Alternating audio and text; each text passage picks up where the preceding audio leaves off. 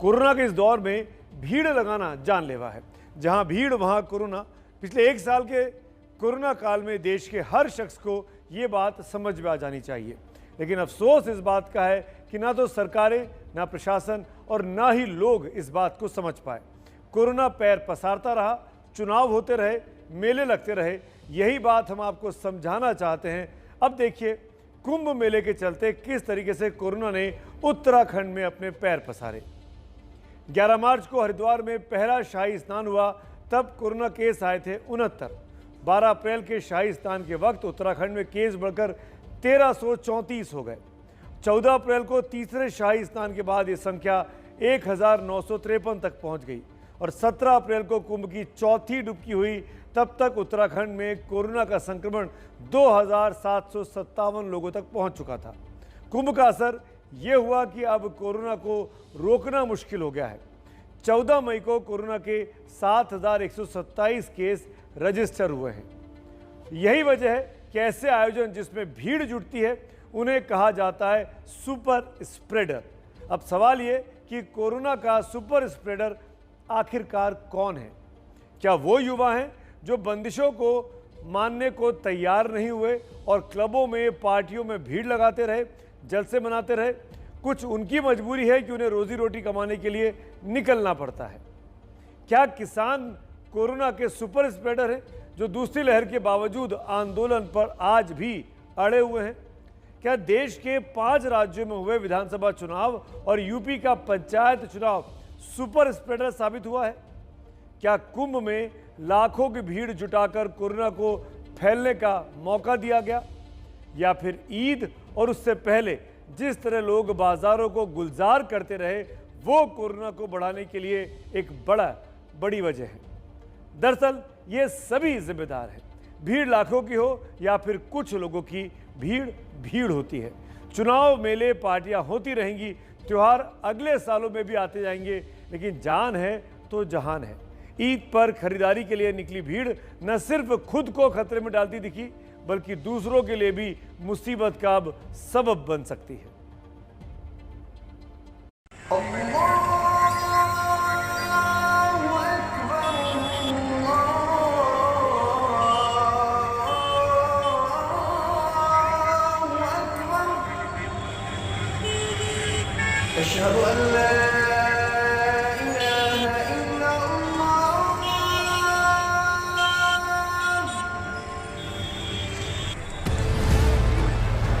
Corona लाखों में रोज फैल रहा है तो क्या हुआ?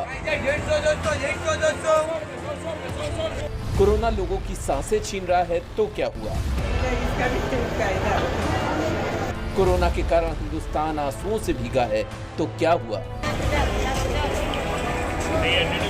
कोरोना से शमशान कब्रिस्तान में जगह नहीं मिल रही तो क्या हुआ?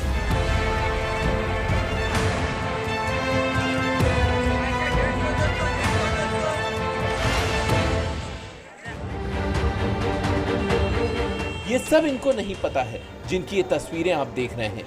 ये महिलाओं का हुजूम, ये ठसाठस भीड़, क्या ये हुजूम कोरोना का सुपर स्प्रेडर नहीं होगा? उत्तर प्रदेश के शामली में ईद के कारण पहले से प्रशासन ने अपील कर रखी थी कि मत आइएगा बाजार में, लेकिन त्योहार के नाम पर बाजार गुलजार हो गया। इतनी भीड़ इकट्ठा हुई कि सामाजिक दूरी के सिद्धांतों की धज्जियां उड़ा दी गईं।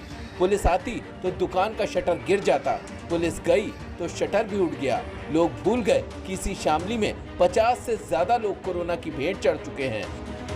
ये लोग अपने मौलानाओं की भी बात नहीं माने, जो कहते कहते थक गए कि भैया हर हाल में कोरोना प्रोटोकॉल का पालन कीजिए। मैं आप तमाम हजरात से ये अपील करता हूँ कि ईद सादगी से मनाएं। ईद में कोशिश इस बात की करें कि नया लिबास ना पहन के वो पैसा अगर से किसी गरीब तक पहुंचा दें, और जो फ़ितरे का पैसा है, क्योंकि फ़ितरा वाजिब है, जो वाजिब अमल है वो ज़रूर होना चाहिए। चूड़ियों के शहर फिरोजाबाद में कर्फ्यू है तो क्या हुआ, लेकिन कोई मानने को तैयार हो तब ना। इनको पता नहीं कि ईद से पहले ये बर्बादियों का तीत करने के लिए निकले हैं, जो कोरोना के रूप में हो सकता है।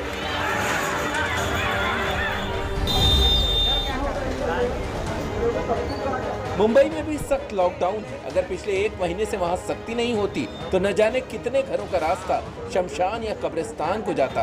लेकिन ईद का मौका आया तो लोग 1 महीने के अनुभव को भी भूल गए। हमारी सहयोगी लता शर्मा कुर्ला में मोहम्मद अली रोड का हाल लेने पहुंची। वो हाल आप भी देखिए। ईद के जश्न से पहले कैसे ये लोग खतरे के खिलाड़ी बन रहे हैं। सामाजिक दूरी तो भूल जाइए, ठीक से मास्क पहनना भी इन्हें गवारा नहीं। मुंबई में आज ईद के मौके पर महाराष्ट्र सरकार ने साफ साफ नियम लागू किए थे कि कहीं पर भी कोविड-19 के चलते कोरोना के केसेस जैसे कि बढ़ रहे हैं तो भीड़ जमा नहीं होनी चाहिए। अगर ईद का जश्न मनाना है तो घर पे बैठकर ही अपने लोगों के साथ ही घर में सोशल डिस्टेंसिंग मेंटेन करके मनानी चाहिए। लेकिन फिलहाल मैं अभी जेजे फ्लाईओवर पर खड़ी हूँ। यहाँ पे मेरे पीछे आप देख सकते हैं कि मोहम्मद अली रोड है और इस मोहम्मद अली रोड में कैसे ईद का जश्न मनाया जा रहा है। नियमों का उल्लंघन किया जा रहा है, हर जगह भीड़ है और दुकानें खुली हुई हैं, खाने की दुकानें खुली हुई हैं। यहाँ पे कई सारे लोग पार्सल दे रहे हैं। बिना मास्क के, बिना सोशल डिस्टेंसिंग के इस जश्न को मनाया जा रहा है।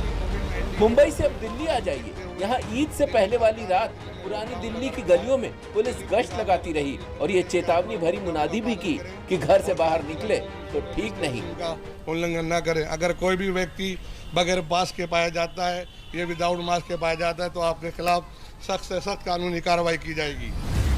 दिल्ली में तो गनीमत रही, लेकिन नियमों की धज्जियां उड़ी निजाम की नगरी में। हैदराबाद में लॉकडाउन है। जरूरी सामान के लिए जो छूट मिलती है उसमें ईद की शॉपिंग के लिए चार मीनार वाले इलाके में लोग उमड़ आए। ये भूल गए कि कोरोना प्रोटोकॉल के पालन से ये वायरस दुम दबाकर भाग जाता। लेकिन अब चार मीनार की मीनारों से बर्बादी का मंजर देख सकते हैं। चाहे किसान आंदोलन हो या कुंभ का स्नान मेला या फिर 5 राज्यों में चुनाव, इन सब ने कोरोना का जमकर साथ दिया था। लेकिन कुछ लोगों को शायद लगा कि हम क्यों पीछे रहें, तो ईद से पहले संक्रमण वाली भीड़ का हिस्सा बनने लगे।